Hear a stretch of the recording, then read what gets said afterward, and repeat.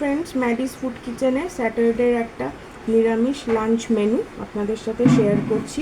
এখানে করেছি আজকে মুগের ডাল, ভেজে মুগ ডাল করেছি। আর এখানে বানিয়েছি হচ্ছে কসুরি মেথি আর দই দিয়ে হচ্ছে পনির করেছি। এটা রুটি ভাত সব কিছুর সঙ্গে হবে। এখানে বানিয়েছি হচ্ছে আলু দিয়ে বাঁধাকপির তরকারি। আর এখানে মানে আলুর পাকোড়া করব, তাই দুটো আলুকে গ্রেটারে কুড়িয়ে রেখেছি। এবার এটাকে ম্যারিনেট করব, মানে এটাকে মাখবো। তার জন্য এটার মধ্যে দেব হচ্ছে ময়দা, তারপরে দেব হচ্ছে একটু সুজি ক্রিস্পি হওয়ার জন্য। অনেক পোস্তও ইউজ করতে পারেন, পোস্তর যেহেতু অনেক দাম তাই সুজিও দেওয়া যায়, ক্রিস্পি ভাবটা ভালো আসবে তাতে। তারপরে স্বাদ মতো দেব হচ্ছে নুন,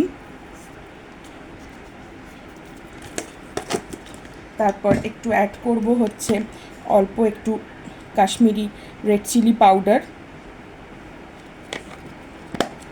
আর স্লাইট একটুখানি কালারের জন্য পিঞ্চ মতো একটু হলুদ গুঁড়ো।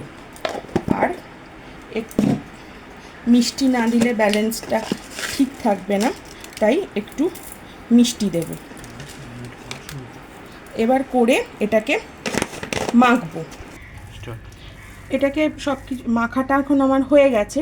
আর এদিকে মাখতে মাখতে আমি কড়াইতে ফ্রাই প্যানে তেল গরম বসিয়ে দিয়েছি। দিয়ে এবার এরকম জাস্ট এরকম ছোট ছোট করে এরকমভাবে পাকোড়ার মতো গরম তেলে ছেড়ে দেবো,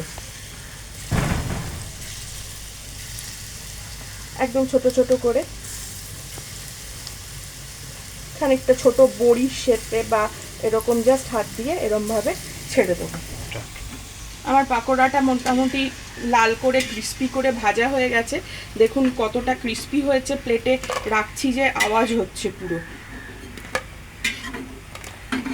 সবকটা মোটামুটি তুলে ফেললাম।